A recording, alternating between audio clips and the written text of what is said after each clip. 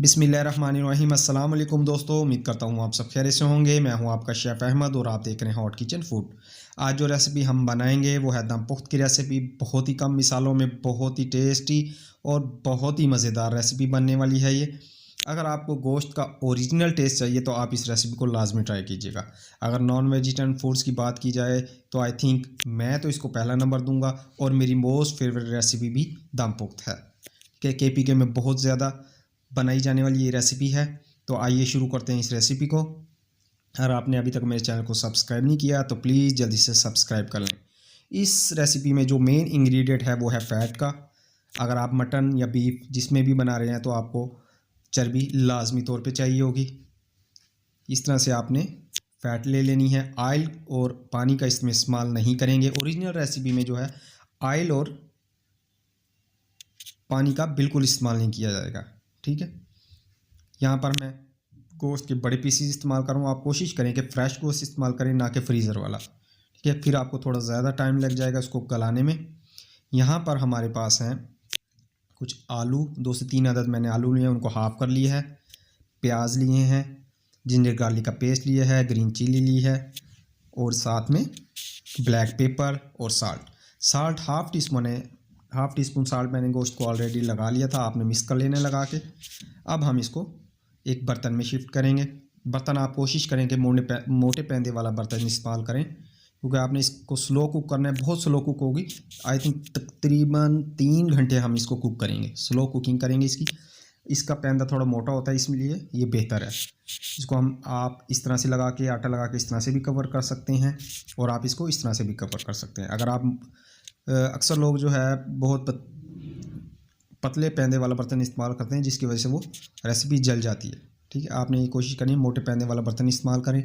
उसमें आपने सबसे पहले नंबर पर चर्बी लगानी है, यानी फ़ैट को आपने अच्छी तरह से उसके तय में बिछा देना है, ठीक है। उसके ऊपर फिर आपने हड्डी वाला गोश्त, फिर उसके ऊपर आपने आलू और फिर उसके ऊपर आपने गोश्त ऐड करना है, सही है। इस तरह से आप तरतीब रखेंगे, इंशाल्लाह आपकी रेसिपी ना तो जलेगी और इंशाल्लाह बहुत अच्छी कुक होगी। आपने टाइम पूरा देना है उसको कुकिंग का, गोश्त गल भी जाएगा और बिल्कुल स्लो कुक रखना है उसको, तो इंशाल्लाह आपकी रेसिपी जलेगी भी नहीं और बहुत अच्छी जो है कुक हो जाएगी। ये देखें, इस तरह से आपने इसमें गोश्त को तरतीब वाइज लगा देना है।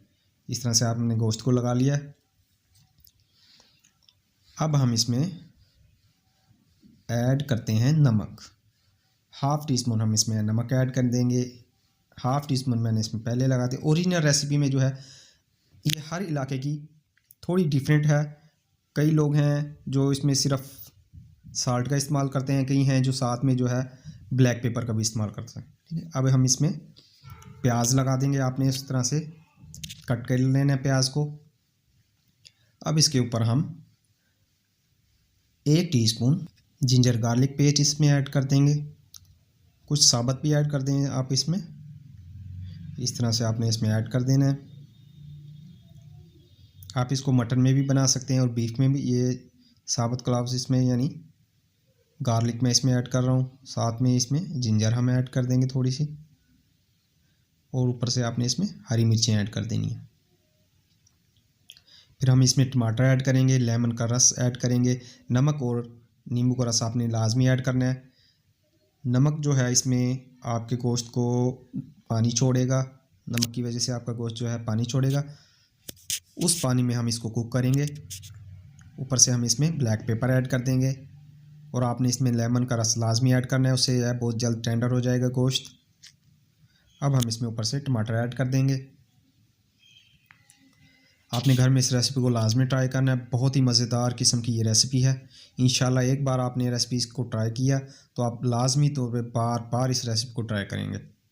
बस आपने इन चंद स्टेप्स को फॉलो करना है, क्योंकि अगर आप इन स्टेप्स को फॉलो नहीं करेंगे तो आपकी रेसिपी में, इस रेसिपी में जो ज़्यादातर मसला आता है वो ये है कि गोश्त या तो गल नहीं पाता है या तो गोश्त जल जाता है, ठीक है। इन 2 चीज़ों की एहतियात के लिए ये जो स्टेप्स हैं मैंने आपको बताए हैं। इसमें थोड़े से प्याज मैंने कटे हुए ऊपर ऐड कर दिए हैं। अब हम इसको आटे से कवर कर लेंगे। आपने आटे से इसको अच्छी तरह से कवर कर लेना है, क्योंकि ये स्टीम में ही बनेगी, ठीक है। इसकी स्टीम को बाहर नहीं आना चाहिए, सही है। हम इसको इसकी स्टीम में ही कुक करेंगे और इसकी स्टीम को अंदर ही रहने देंगे। जब हम इसको फ्लेम से उतारेंगे तो आपने 10 मिनट पहले फ्लेम को ऑफ़ कर देना है, इसकी स्टीम अंदर बैठ जाएगी, फिर आपने इसको ओपन करना है। सही है, इस तरह से आपने इसको कवर कर देना है, ऊपर से भी आटा लगा के आपने इसको कवर कर देना है। अब हम इस फ्लेम ऑन करेंगे। अब आप चेक करेंगे इतने फ्लेम पे हम इसको कुक करेंगे 3 घंटे के लिए। देखिए स्टार्ट में आप थोड़ी सी फ्लेम ज़्यादा रख सकते हैं, उसकी वजह यह है कि क्ले पॉट है यानी जो मिट्टी के बर्तन हैं वो थोड़ा देर से गर्म होते हैं, इसलिए आप स्टार्ट में तो फ्लेम ज़्यादा रख सकते हैं, लेकिन 5 से 7 मिनट के बाद आप फ्लेम बिल्कुल लो कर लें। सही है।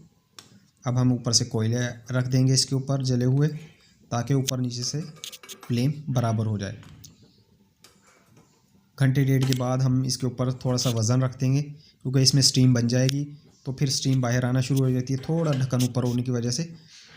तो आप कोशिश करें इसके ऊपर वज़न रख दें ताकि स्टीम बाहर ना आए। इस तरह से अब हम इसको 3 घंटे के लिए छोड़ देंगे और कुक होने देंगे। सही है। आपने अच्छी तरह से इसको कवर करना है। 3 घंटे के लिए अब इसको हम छोड़ देते हैं। यही तकरीबन 3 घंटे मुकम्मल हो गए हैं। ऊपर वज़न मैंने रख दिया था 1.5 घंटे बाद, अगर आप पहले रखेंगे तो उससे ये है कि ये कोयले बुझ जाएंगे। ठीक है। अब हम इसको ओपन करते हैं। देखें जी, माशाल्लाह से हमारा दम पुख्त बिल्कुल रेडी है। अगर आप भी नॉन वेजिटेरियन हैं और इस तरह का गोश्त खाना बहुत पसंद करते हैं, ओरिजिनल टेस्ट आपको चाहिए, तो आप इस रेसिपी को लाजमी ट्राई कीजिएगा। बहुत ही मज़ेदार ये रेसिपी है, KPK में बहुत मशहूर है ये रेसिपी। ये देखें जी माशाल्लाह कितना बेहतरीन हमारा दम पुख्त रेडी हो चुका है। आपने जब भी इसको घर में ट्राई करना है तो लाजमी इन स्टेप्स को फॉलो करना है, और आपने जब एक दफ़ा इस रेसिपी को ट्राई किया प्रॉपर तरीके से तो इंशाल्लाह ये मेरा दावा है कि आप बार बार इस रेसिपी को ट्राई करेंगे। देखिए माशाल्लाह बेहतरीन किस्म की ये रेसिपी हमारी रेडी हो चुकी है। आप चाहें तो इसमें थोड़ा सा पानी भी ऐड कर सकते हैं, लेकिन ये हर इलाके के हिसाब से थोड़ी सी डिफरेंट है रेसिपी। ठीक है। देखिए माशाल्लाह बेहतरीन किस्म की हमारी रेसिपी रेडी है। गोश्त बिल्कुल टेंडर हो चुका है, बहुत गर्म है ये गोश्त। अपना ख्याल रखिएगा। अगर मेरे चैनल को अभी तक सब्सक्राइब नहीं किया तो प्लीज़ जल्दी से सब्सक्राइब कर लें। मिलते हैं एक नई रेसिपी के साथ नई वीडियो में, तब तक के लिए अल्लाह हाफिज़।